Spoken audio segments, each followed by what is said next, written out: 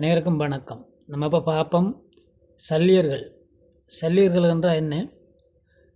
சல்லியர்கள் என்ற படம் தற்போது சமூக வலைத்தளங்களூடாக வெளிவந்து கொண்டிருக்கின்றது. திரையரங்குகளில் தடை செய்யப்பட்டிருக்கிறது. இந்த சல்லியர்கள் யார்? சல்லியர்கள் என்றால் என்ன? சல்லியர்கள் என்பது மருத்துவர்களை குறிப்பதாக நாம் இந்த சல்லியர்கள் படம் ஊடாகத்தான் அறியக்கூடியதாக இருந்தது. அனைவருக்கும் தெரிந்திருக்கும். இந்த சல்லியர்கள் திரைப்படமானது இதன் உள்நோக்கம் இலங்கையில் ஈழ விடுதலை போராட்டம், இலங்கை இராணுவம் மற்றும் இலங்கையில் இருந்த விடுதலை புலிகள் அமைப்புக்கு இடையில் ஏற்பட்ட 30 வருட போராட்டத்தில் இறுதி காலகட்டம் 2009 அதோடு ஆயுதம் மௌனிக்கப்பட்டது. அந்த இறுதி காலகட்டத்தில் போராளிகள் பட்ட துயரங்களையும், அந்த மருத்துவர்கள் போராளிகளையும் காயமடைந்தவர்களையும் அதோடு சேர்த்து தமிழ் போராளிகளையும் விட சிங்கள இராணுவத்தையும் காப்பாற்றிய ஒரு காட்சியைத்தான் படமாக எடுக்கப்பட்டிருக்கிறது. உண்மையிலே அந்த படத்தில் வருகின்ற காட்சிகள் அனைத்தும் பார்க்கும்போது தத்துருவமாக நிஜமாக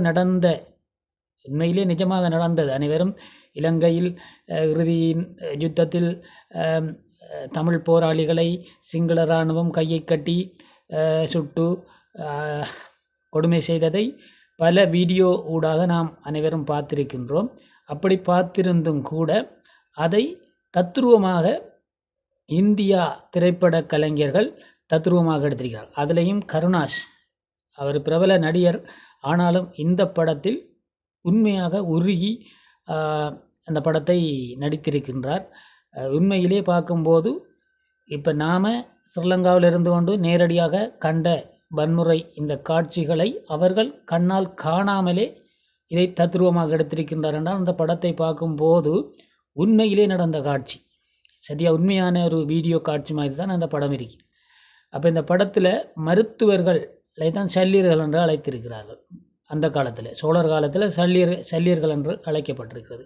அப்போ இந்த மருத்துவர்கள் தங்களோட மருத்துவ கடமைகளை போராளிகளாகவும் இருக்க வேண்டும், எதிர்க்கின்ற இராணுவத்தையும் போராட வேண்டும், மருத்துவமும் செய்ய வேண்டும், போராளிகளையும் காப்பாற்ற வேண்டும். அதே சமயம் அதே இடத்தில் அந்த மருத்துவ தருமத்தின்படி எதிரிக்கு காயப்பட்டாலும் எதிரியையும் காப்பாற்ற வேண்டும் என்கின்ற அந்த தரும தங்களோட இதை கோட்பாட்டை வைத்து கொண்டு எதிரியையும் காப்பாற்றிய இந்த சல்லியர்கள் பற்றியான இந்த கதை தான் இந்த சல்லியர்கள் படம். உண்மையிலே அதில் வருகின்ற காட்சி தமிழ் போராளிகளை பின் கையை கட்டி சுடுகின்றார்கள். உண்மையிலே நடந்த சம்பவம். அதை அவர்கள் பார்க்காமலே அதை எடுத்திருக்கின்றார்கள். அந்த ஒரு வன்கொடுமை மத்தியிலும் போராளிகள் இறந்து கொண்டிருக்கின்ற நேரத்திலும் இந்த சல்லியர்கள் என்கின்ற வைத்தியர்கள் போராளிகளை எடுத்துக்கொண்டு பங்கருக்குள்ளே வைத்து போராளிகளையும் காப்பாற்றி யுத்தமும் செய்து இராணுவ வீரர்களையும் காப்பாற்றி, அதாவது அவங்களோட ஒரு மனநிலையை பாருங்கள். நம்ம ஒரு வைத்தியர் என்று பார்க்கும்போது தங்களோட போராளிகளை மாத்திரமில்லை, எதிரியாக இருந்தாலும் அவர்களையும் காப்பாற்ற வேணும் என்கின்ற அந்த ஒரு திட்டத்தை வகுத்திருக்கின்றார்கள் என்பது நமக்கு போராட்ட இறுதியில் தெரியவில்லை. இப்போது இந்த படத்தை பார்க்கும்போது தான் உணர வேண்டியிருக்கிறது. இந்த படத்தை எடுத்தவர் சும்மா எடுத்திருக்க மாட்டார். இதில் போராட்டத்தில் கூடுதலாக உள்ளிருந்தவர்கள், போராட்டத்தில் பங்கு பெற்று இறுதி யுத்தத்தில் இருந்த வைத்தியர்கள், வெளிநாட்டில் புலம்பெயர்ந்து வாழ்ந்து கொண்டிருக்கிற வைத்தியர்கள், அவர்களின் ஆலோசனை அவர்களின் கருத்துக்களை கேட்டுத்தான் எடுத்திருப்பார். ஆனாலும் கதை கேட்பதற்கும் நேரடியாக பார்ப்பதற்கும் பல வித்தியாசம் இருக்கிறது. அப்படி இருந்தும் நேரடியாக பார்த்தது போல அந்த படம் அமைந்திருக்கின்றது. அனைவரும் தவற விடாமல் இதை திரையரங்குகள், உண்மையிலே இந்த இந்தியா அரசாங்கம், குறிப்பாக தமிழ்நாட்டு அரசாங்கம் உண்மையிலே தமிழர்களுக்கு பல துரோகங்களை செய்திருக்கிறது, இலங்கை தமிழர்களுக்கு. அதில் இதுவும் ஒரு துரோகம்.